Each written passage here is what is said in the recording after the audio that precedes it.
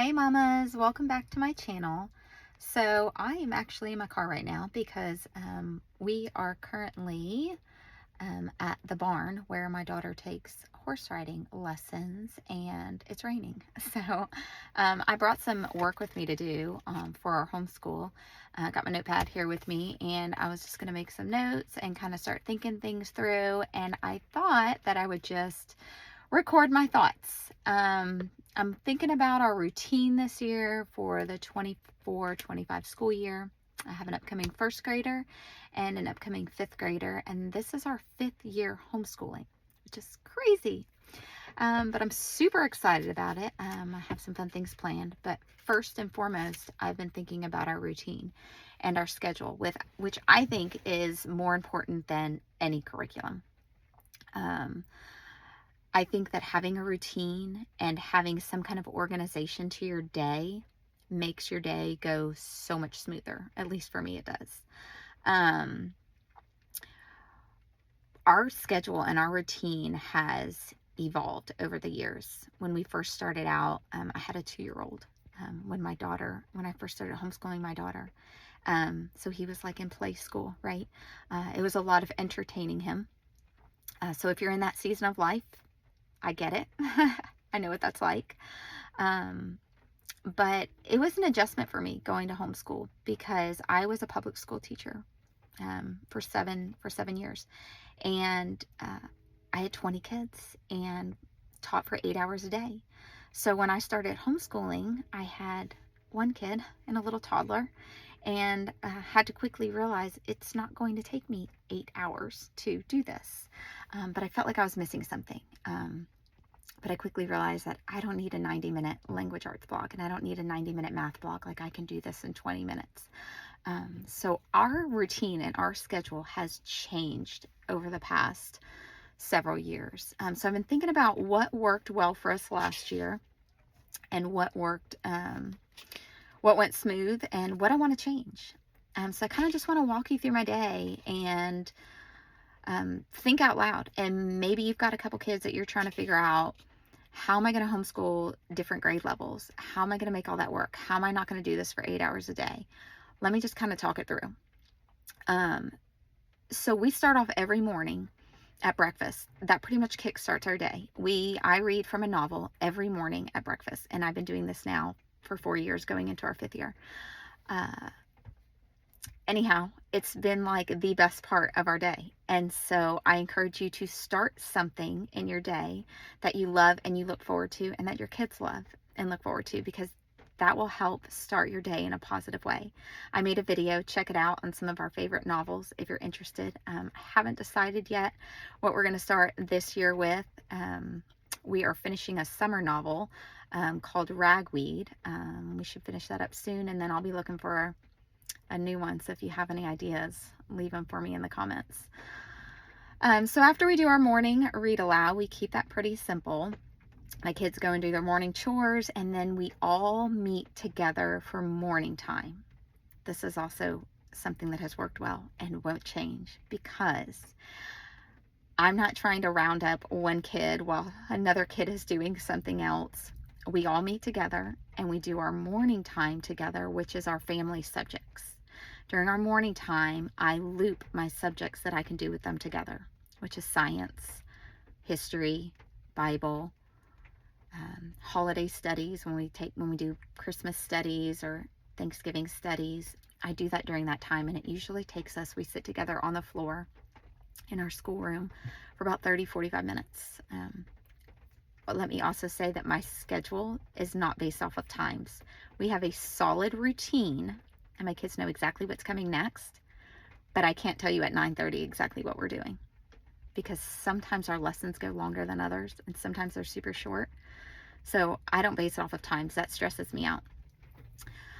So we do our morning time together, and when I say I loop subjects, I'm not doing all of those subjects in one morning.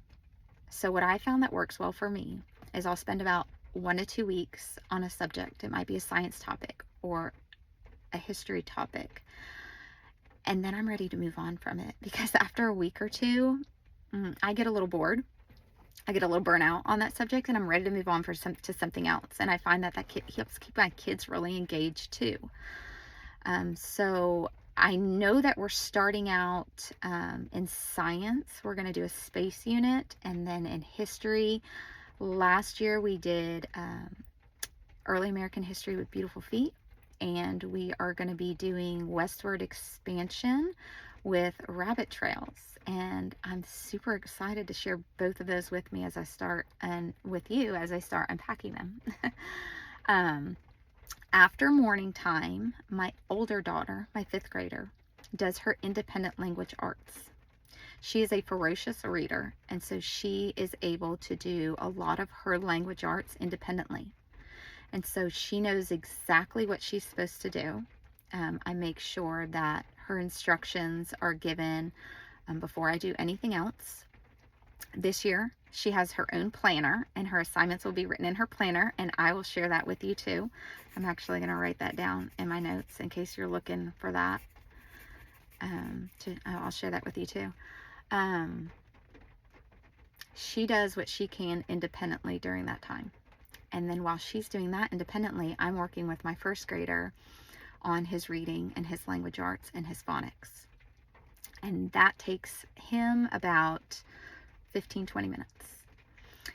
After he's done with that, he gets a break. And then I pull my daughter in, and we go over all of her independent work. And then I do whatever language arts lesson I have for her that day for me to teach to her. And after all language arts is finished, then she gets a break. And sometimes I'll go grab a snack or just play in a room or listen to an audiobook or something like that. And I pull my son back in and do his math lesson.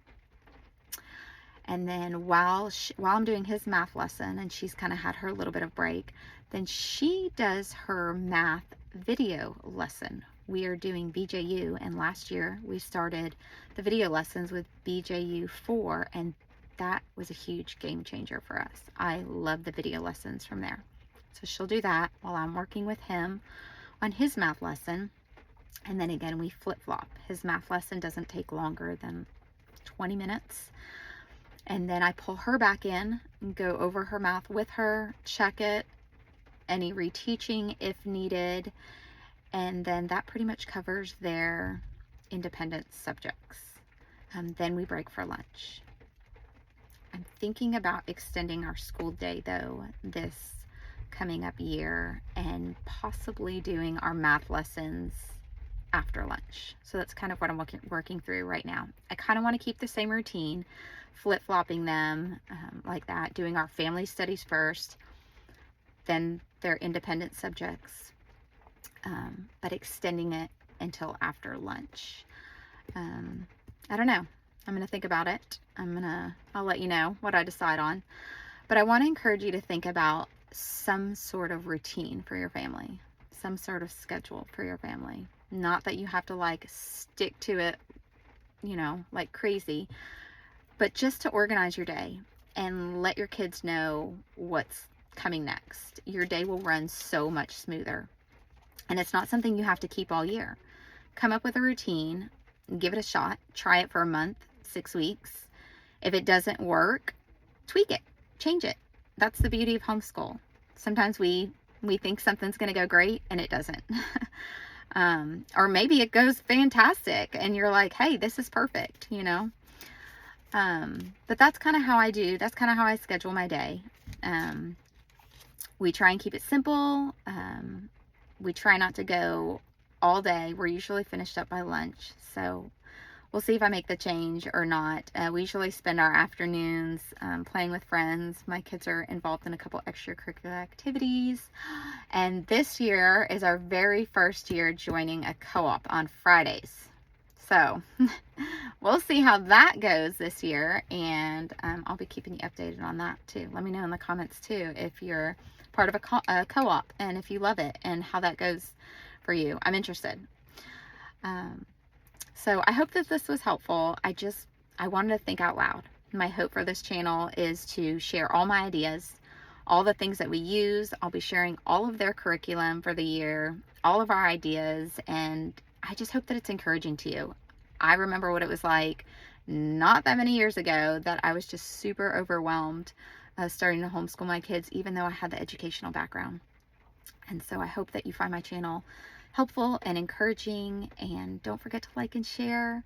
And if you have any questions, let me know. All right.